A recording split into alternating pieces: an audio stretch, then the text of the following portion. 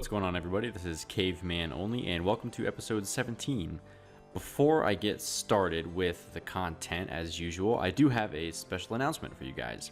This coming weekend, on Saturday, April the 14th, I will be holding a 12-hour charity live stream over on my Twitch channel, twitch.tv/Caveman Only, if you've never been there before.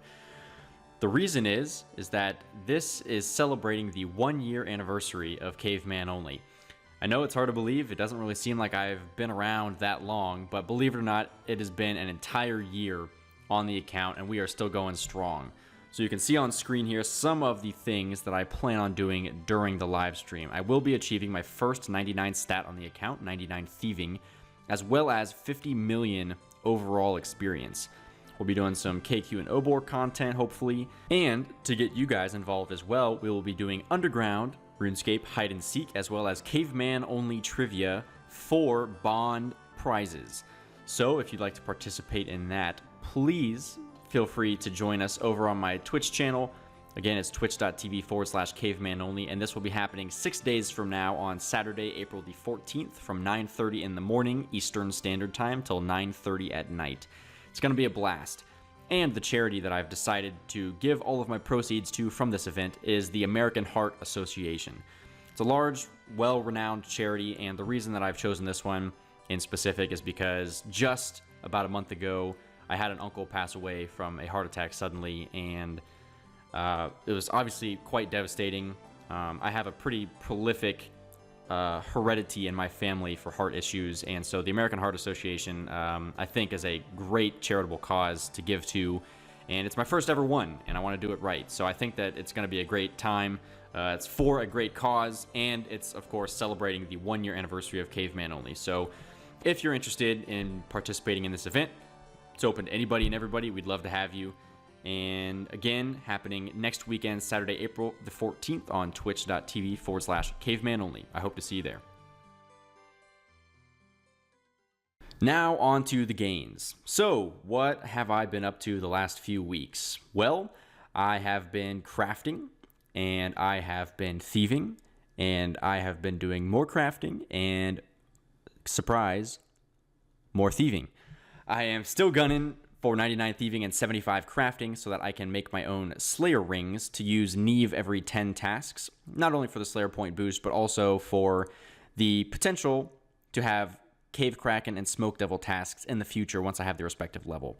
I also decided to go to KQ for the first time in a while, now that I've gotten many gear upgrades, the Fire Cape, the Full Obsidian Plate Armor set, and the Fighter Torso, and the kills are way faster now than they used to be, which is awesome. But to tell you the truth, this crafting grind is taking a lot longer than I thought it would initially.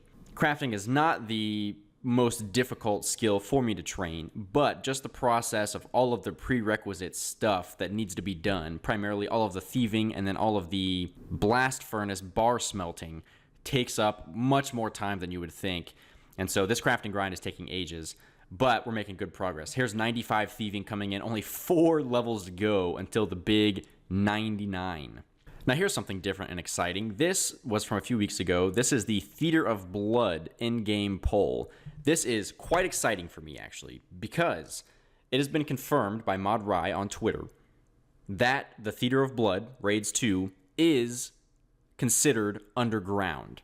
And beyond that, the only hard requirement for access to Theater of Blood is the Priest in Peril quest, which most of you probably know, but I have not done that quest at this time, which is the reason I can't do Barrows or go to the Slayer Tower basement, etc. However, if this picture remains the same now as when Raids 2 gets released in the future, sometime this summer, then I will more than likely allow myself to do Priest in Peril. That way I can have access to the Theater of Blood after I complete Chambers of Zarek with all of the unique drops, which I don't even want to think about how long that's going to take. But so this is me voting in the poll. I voted yes to pretty much everything aside from the Judgment Prayer and a few of the potions, just because I thought they were a little unnecessary and superfluous and just power creep that doesn't need to exist for various reasons. But I'm very excited for a couple things. First of all, the Sanguistini staff, because that is basically going to be in lieu of Ancients and Blood Barraging for me. since I obviously can't do Desert Treasure. So that could come in handy for like future Inferno attempts, for example. The Scythe, the Rapier, the Justiciar armor, all going to be great stuff for me to eventually find niche uses for. But again, we're not talking anytime soon, probably not until late 2019, early 2020. Here's another nice level coming in, level 74. Only one level to go until this grind is over. I cannot wait. And the level I need to make Dragonstone bracelets and a combat bracelet in the future. 96 crafting, thieving, whatever the skill is. Only 3 levels to go. God, please help me. I needed a break, so I got a random fletching level here. This is level 58. I have 18 more levels to go until I can make amethyst broadbolts and my rune crossbow. There it is, man. 75 crafting, finally achieved on the 24th day of March 2018. Thank God. Can now craft red d'hide chaps, slayer rings, and magic birdhouses. That's pretty fucking cool. Finally. Finally. Holy shit, what a long, miserable grind.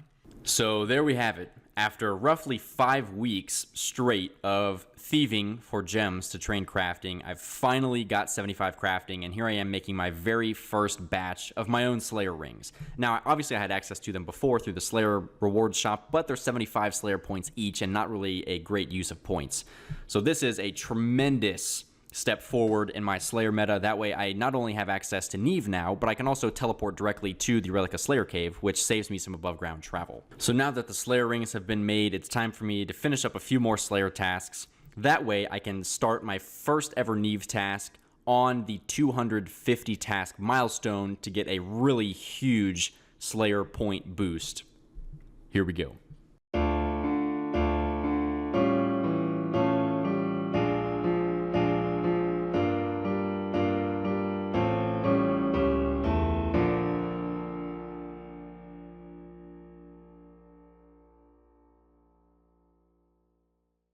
There's the first ever Neve task, Anku's. Beautiful. Great first task, and this is my first ever time in Neve's new Slayer cave. Ever, actually. I haven't been in her cave since things got redistributed to the other caves, and it looks pretty great. So, 76 Slayer coming in here and finishing up my first ever Neve Slayer task. Just like that. 250 Slayer tasks in a row, 420 bonus Slayer points. 539 total, already about 3/4 of the way to buying the herb sack. That's my first ever Slayer task at Neve. Also managed to get 76 Slayer on this task as well. Such an awesome boost and change to the Slayer meta on this account, and I'm really looking forward to switching it up with Neve every 10 tasks. So pretty awesome, and I'm excited to be done with crafting and get on with more of the Slayer content. So this is a pretty cool feeling after so many months of having to make the trek from Dorgish Khan Bank through the train to Keldegrim, all the way from the rock crabs to the Relica Slayer Cave just to get there to do some Slayer. I can finally just freaking teleport there, and it is so beautiful. Time to go do this cure-ass task and hopefully get lucky on some superiors. So now that the Slayer grind has resumed after so many weeks of monotonous crafting grinding, finally we can get back to some decent content here. So Slayer, not only is it one of my favorite skills, but it's also going to be quite rewarding for Caveman in the short term. First, at level 77 Slayer, I will unlock Brutal Black Dragons, which means that I have access to a few best-in-slot item upgrades, being the Black Dragon Hide Body, the Dragon Med Helm, not on the rare drop table, by the way, and the Dragon Plate Legs. Beyond that, level 80 Slayer, I unlock Necreals for myself that I can kill in the Catacombs, and I will get Rune Boots. And Rune Boots are going to be a huge upgrade over Mithril, not only for the defensive stats, but the Rune Boots also give a moderate strength bonus. After that, I unlock Spiritual Mages for myself, which I can kill in the Wilderness God Wars dungeon, because I do not have access to regular God Wars, because that requires completing Death Plateau.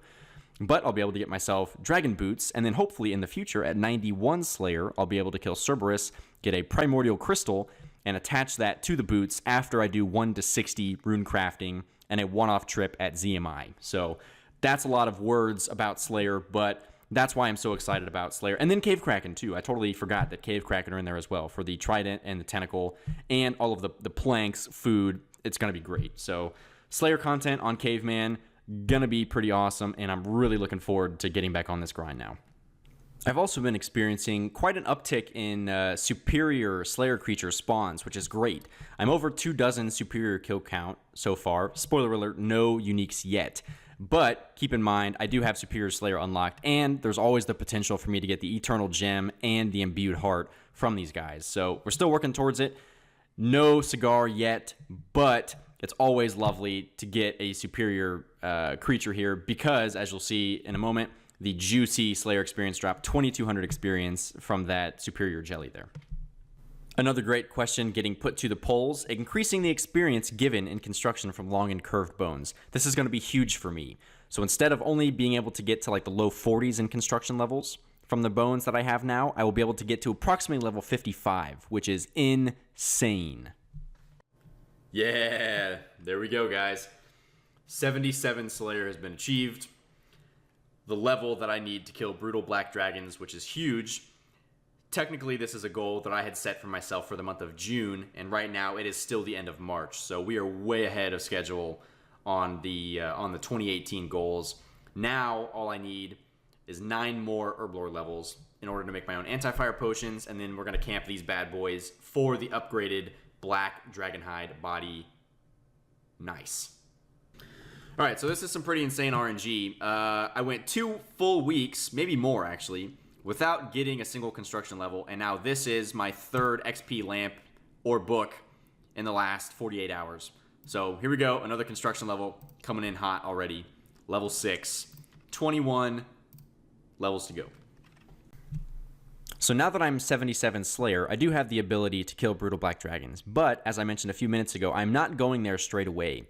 The reason for that is I've attempted to kill some brutal blue dragons in the past on my account, and without an anti-dragon shield and without anti-fire potions, it is not a pleasant experience. So I need to wait until I am level 69 Herblore, that way I can make my own anti-fire potions before I go attempt to kill brutal black dragons. So once I unlock the herb sack for myself, I will then be going on the herb grind, killing approximately 15,000 cave crawlers in the Relic of Slayer cave in order to get enough herbs and secondaries to get to level 69 Herblore for myself.